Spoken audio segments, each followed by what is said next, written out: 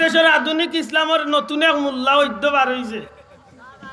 ইজ্ঞে বতুয়া দিছে বড় বেজুইতা বতুয়া কইতে কইতে কইছে কাবা শরীফ বুঝিল ভাস্কর্য না মূর্তি দে রে ভূত বালা বুঝিস বুঝতে কয়েকদিন বাদে কয়ে বড় গিয়াল নেই মানুষে কিছু মারতো না মাতিল বালা খোদার কসম এই ধরনের মূল্যায়ন আধুনিকতা দেখাইয়া নবীর সুন্নাত দাড়ির মাঝে ইচ্ছা মতো ব্লেড কাঞ্চি লাগাইয়া হে তার ইচ্ছা মতো দাড়ি রাখে তার যদি কোনো হক্কানি আলিমে জিকায় বলে তোর দাড়ির মাঝে নবীর সুন্নাত কতটুকু আছে খোদার কসম জবাব দিবার সুযোগ নাই আমি চ্যালেঞ্জ করলাম আজকের এই মাহফিল তো যে মুল্লা কাবা শরীফের মতো পবিত্র গড় যে গড় আল্লাহর গড় মাত্তা না আরে ভাই গড় আর বুঝা যায় কাবা শরীফ কার গড় আরো জুড়ে কার গড় আল্লাহর গড়ের জিম্মাদারি মুল্লারা তো না আল্লাহর তো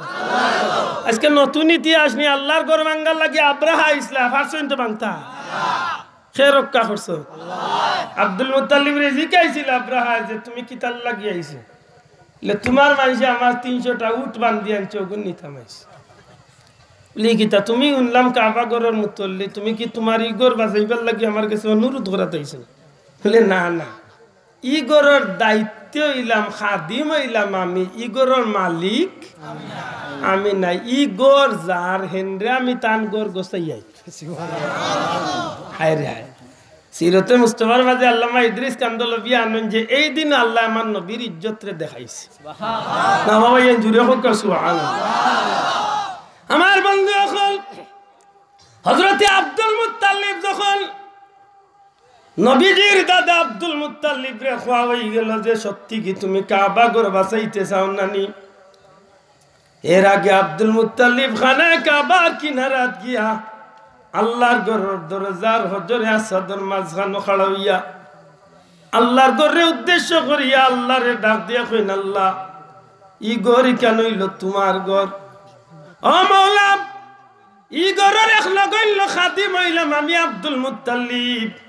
আর আমি আব্দুল মুত্তালিব রে খাদিম বানাই লইছে আমার ইচ্ছা না তুমি আল্লাহর ইচ্ছা আমার ঘরের খাদিম বানাই লইছে মাবুদ গো তুমি মোলার গেছে ভিক্ষা চাইয়ার নাফরমান আব্রাহা আইছে তোমার ঘর ভাঙতো গো আল্লাহ আমি আজকে আব্দুল মুত্তালিব যদি আমার সামর্থ্য থাকতো ক্ষমতা থাকতো আব্রাহার বাদশার লগে আমি যুদ্ধ করতাম জিহাদ করতাম আমার সেই পর্যন্ত ক্ষমতা সৈন্য সামন্ত নাই আল্লাহ আমি আব্দুল মুত্তালিব আমার উপরে তো নে তোমার ঘরের দায়িত্ব খান তুমি আল্লাহর হাত সমঝাইয়া দিলাইলাম তোমার কুদরত তনে তুমি আল্লাহ তোমার ঘর খান রে হেফাজত করিও মল রে বুঝ দিবার লাগে চকুর পানি ফালাই হযরত আব্দুল মুত্তালিব খানে কাবার কিনারা তুলে খান্দি চকুর পানি ফালাইয়া আব্রাহার কাছে যাই আব্রাহায় যখন জিকাই কিতাল লাগি 300টা উট তোমার মানুষের দড়িয়ে আনছে নিবার লাগি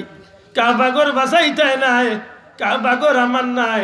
কাবাগর যেন মালিক তানরে আমি কাবাগর সমঝাইয়া দিয়া ইচ্ছি আব্রাহায় মনে মনে চিন্তা করে যে মানুষটা বাধা দিবার কথা এই মানুষটা যখন আমার সামনে তনে হরি যায় তখন তো আর এই ঘর ভাঙতে আর কোনো আপত্তি নাই আমার বন্ধু এখন হযরত আব্দুল মুত্তালিব রে উঠ দিয়া সসম্মানে বিদায় করই যায় আব্দুল মুত্তালিব নিজের উটগুলা লইয়া খানায় কাবার কিনারাতে আল্লাহর কাছে খান্দেন এলাকার মানুষদের জমা করিয়া কইন আগামীকালকে সূর্য ওঠার সাথে সাথে আব্রাহার বাহিনী আইয়া কাবাগর ধ্বংস করি লাইব সূর্য ওঠার আগে আগে এরিয়া ছাড়িয়া জার্জির বাচ্চা বাল্লা লইয়া নিজের সয় সম্পদ বাচ্চা কাচ্চা লইয়া তোমরা হরিয়া নিরাপদ স্থানে যাইও কারণ যখন আল্লাহর ঘরের উপরে আক্রমণ করব নিশ্চিত আল্লাহর পক্ষ তনে গজব আইব এই গজবে নিশ্চিত আমরাও ধ্বংসর শিকার হইব এই কথা কইয়াম আব্দুল মুত্তালিব সাহেব মক্কার মানুষকে সতর্ক করিয়া নিজের পরিবারের মানুষ আপনজন লইয়া হযরতে আব্দুল মুত্তালিব সাহেব নবীজির মা হযরতে আমেনা সহ তান পরিবারের সমস্ত মানুষ লইয়া আব্রাহার বাহিনী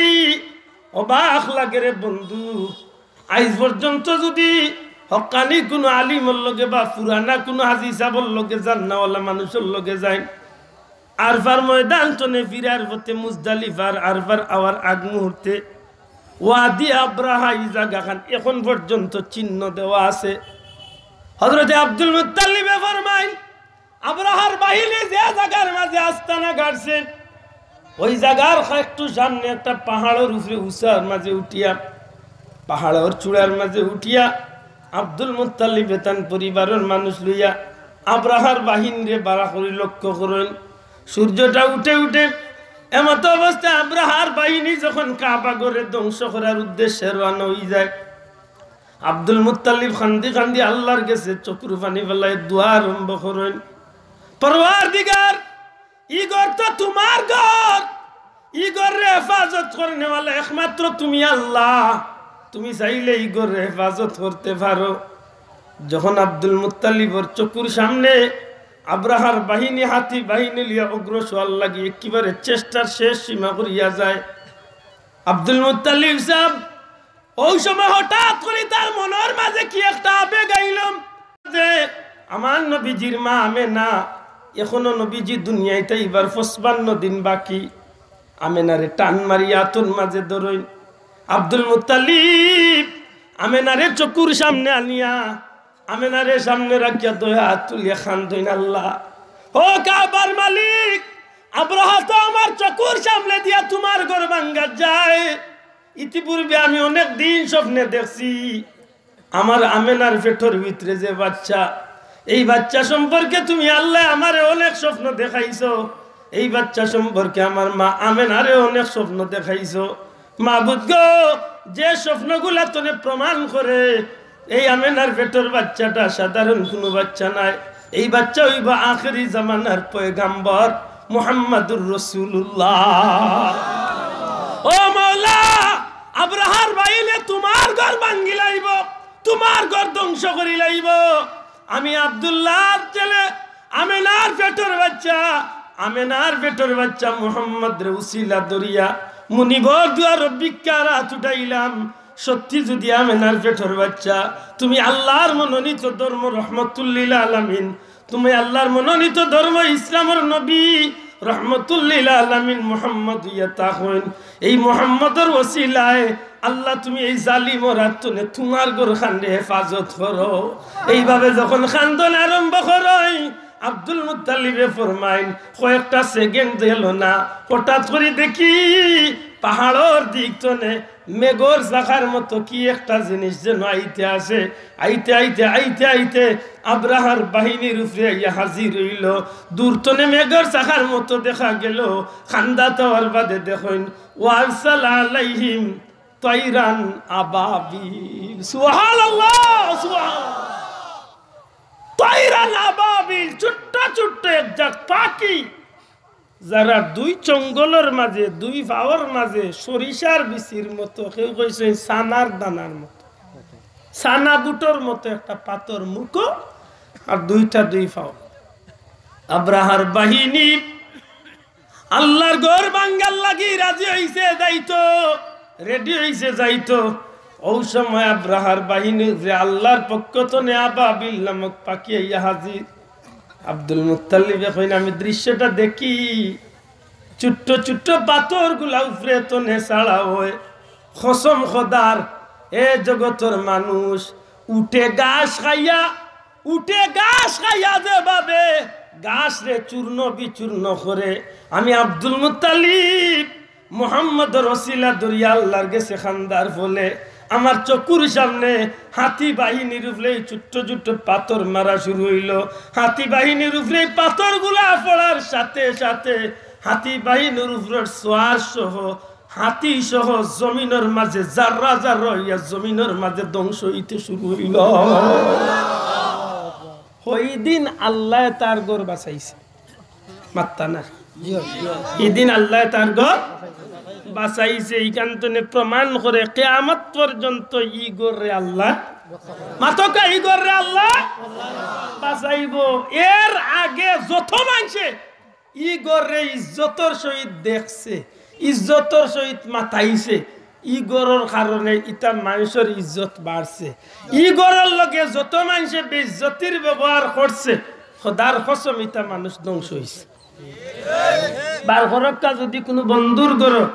শফিউ কালবি আল্লামা শফিউ কালবি রহমতুল্লাহ আলাইহির বিশ্ববিখ্যাত কারবালা কিতাব তার বার ঘরি দেখো ইয়াজিদ বাহিনী যেদিন মক্কার হেরেমর দূরতনে আইয়া পাথর মারিয়া কাবা ঘরের উপরে আগুন লাগাইছে অনেক উলামা ইকরাম হলো জিকাইছেন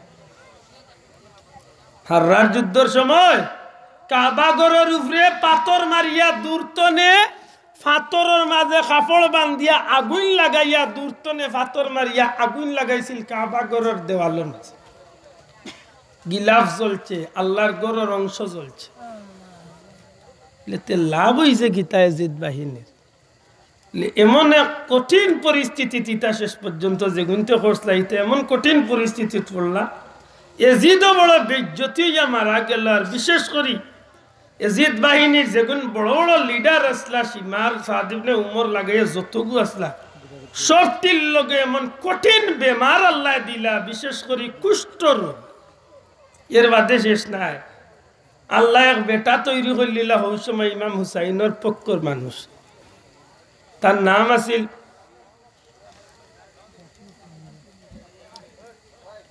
মুখতার সাখাফি তার নামটা হইল মুখতার মুখতার সাখাফি নামে আল্লাহর এক বন্দা খাড়াই গেল যেদিন হুসাইন রাদিয়াল্লাহু তাআলা নূর হত্যা কাহিনী তার সামনে খোয়া হয়ে সারা বিস্তারিত শুনে ওদিন আল্লাহর নামে কসম গাইয়া উঠিয়া কইছিল আল্লাহ তুমি আমারে তৌফিক দিও আমার নবীর আওলাদ হলে যে গুনতে বাদ ব্যবহার করছেন আর কাবা শরীফের মাঝে যে গুনতে আগুন লাগাইছেন ইতারে যেন আমি এমন ভাবে হত্যা করতে পারি যে কিয়ামত পর্যন্ত ইতার ইতিহাস জমিনও থাকে কসম আল্লাহর শফিউ কালবিয়া লেখেন যে এমন মায়ের মারছিল মুখতার সাখাফিয়ে কুত্তারে মানুষের গুস্ত খাবাইছে এই ইয়াজিদর বাহিনী সীমার টিমার যত ঘুরে জেলতে ঘুরে পাইছে তারে টুকরা টুকরা করিয়া কুত্তারে পর্যন্ত খাবাইছে পরিণাম ভালো হইছে না খারাপ হইছে মাতকুয়া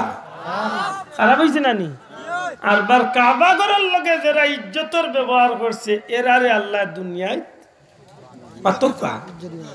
দুনিয়ায় না বরং দুনিয়া আখিরাতে ইজ্জতি বানাই লিছে মানন্যাতে বার করকা পৃথিবী বিখ্যাত সিরতের কিতাব বিদায়া নেহায়া অথবা সিরতে ইবনে হিশাম সিরতে ইবনে হিশামের মাঝেও আছে সিরতুল মুস্তাফার মাঝেও আছে বিদায়া নেহায়ার মাঝেও আছে দুনিয়ার যত সিরতের কিতাব সবটি ঘটনা পাইবা যে নবীজি দুনিয়ায় তাওয়ার 1000 বছর আগে আল্লাহ রসুলের এক বেটায় মহব্বত করিয়া বিশেষ করে কাবা শরীফে আইয়া আল্লাহর বন্দায় সর্বপ্রথম গিলাফ লাগাইয়া দিছে কাবা ঘরের গিলাফ লাগানি এখান নবী দুনিয়ায় তাওয়ার 1000 বছর আগে শুরু হয়েছে অনেক লম্বা ঘটনা আমি বাদি গেলে লম্বা হয়ে যাব কথা আমার মূল কথা আমি যাইতাম আর মাত বুঝছো নি সামনে কিয়ামত পর্যন্ত এই মানুষটারে আল্লাহ দুনিয়ায় মুমিন হলর ভিতরে জায়গা দিলাইলা কিতাল লাগি বলে আল্লাহর ঘরে ইজ্জত দিছে মাত্র আল্লাহর ঘরে আজকে ডিজিটাল মুল্লা বাড়াইছে মুখের মাঝে দাড়ি রাখছে না ফ্যাশন রাখছে বেয়াদব এটা জানোয়ার কুকুরের গোশত খাইয়া ইঙ্গু মুল্লা লিগু জানোয়ারের বাচ্চা কাবা ঘরে পবিত্র ঘর যে ঘরের একটা পাথর হইল জান্নাতি পাথর বার করো আল্লাহর ঘর কিলা হইছে হযরত ইব্রাহিম আলাইহিস সালাম রে আল্লাহ কইন বানাও আমার ঘর চিন্তা করিও না যত পাথর লাগবে আমি আল্লাহ জিব্রাইল রে দিয়া জান্নাত তো নে পৌঁছাইয়া সুবহানাল্লাহ কাবা ঘরের ইতিহাস বার করো কা যে পাথরের নাম হজরে আসওয়াদ